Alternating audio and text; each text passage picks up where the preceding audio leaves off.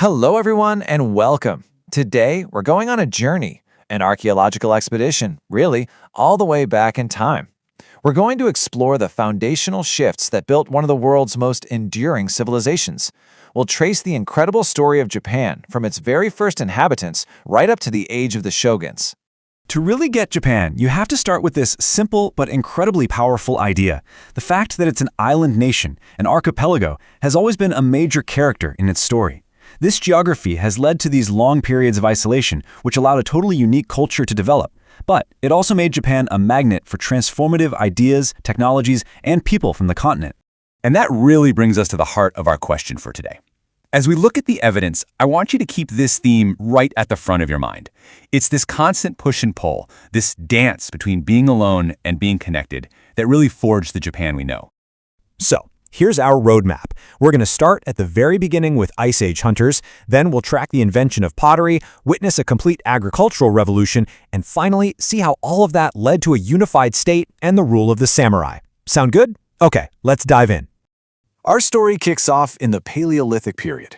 And the first thing you have to wrap your head around is that back then, during the last ice age, Japan wasn't an island nation at all. Sea levels were way lower, which created these land bridges connecting it to continental Asia. And it was across those land bridges that the very first humans walked into the archipelago. So, how do we know they were there? Well, it's thanks to artifacts like this. This is microblade technology, and it was the absolute key to their survival. These are tiny, razor-sharp stone points that they would attach to spears. This tech allowed small groups of hunters to take down prey that was many, many times their size. This is our first piece of solid evidence. And the prey they were hunting?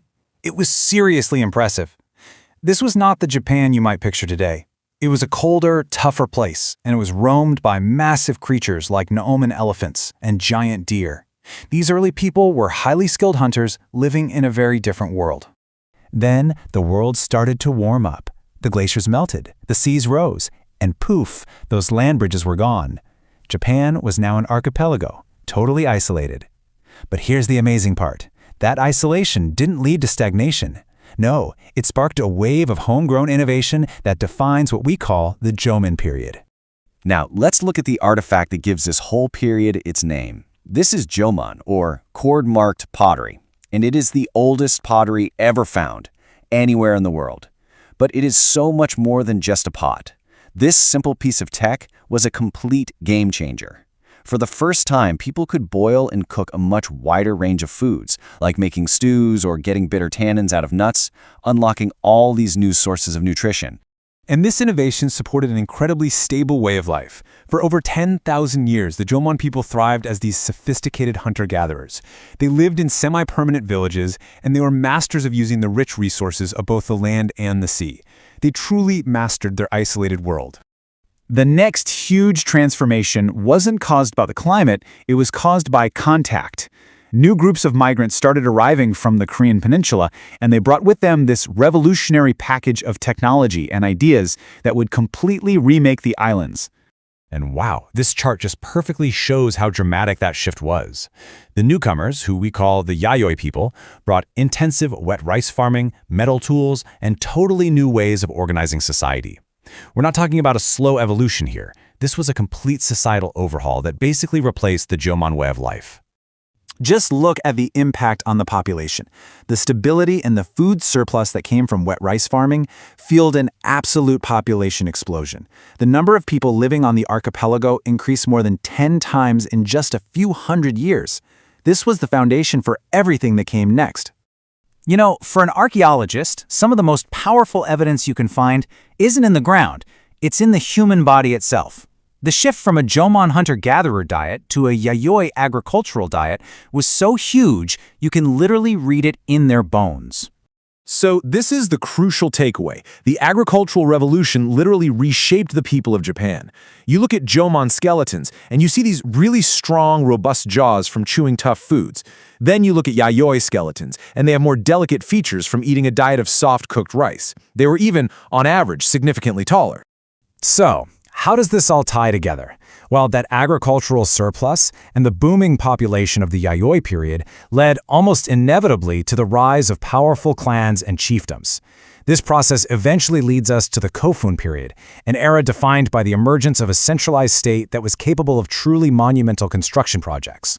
And to really grasp the scale of this new power, just look at this number, 486 meters. That's the length of the Daisen Ryo Kofun, the tomb built for Emperor Nintoku. To put that into perspective for you, it's longer than the Great Pyramid of Giza is tall. It's just a staggering feat of engineering. These incredible keyhole-shaped tombs, or kofun, are the ultimate symbols of this new political reality.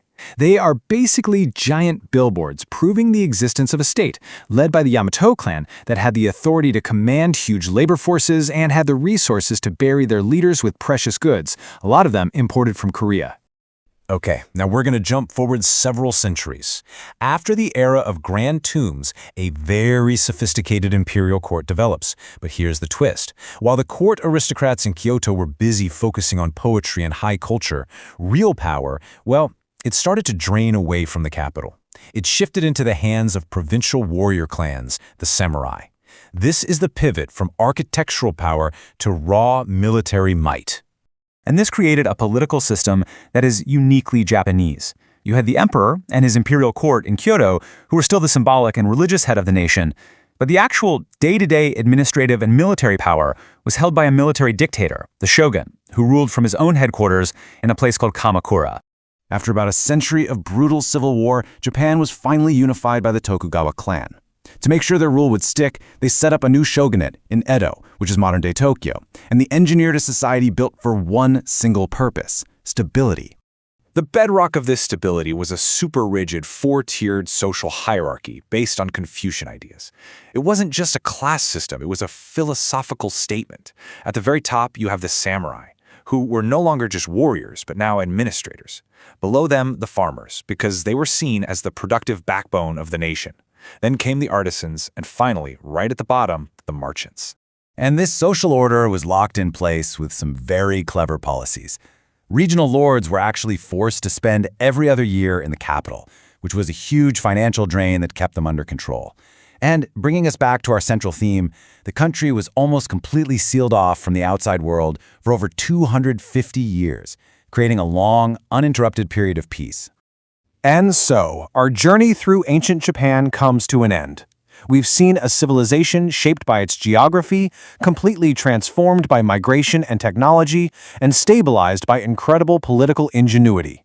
From that first hunter's microblade to the shogun's rigid social order, it has been a story of adapting to these cycles of isolation and influence. Which, of course, leaves us with one final question to think about. What comes next?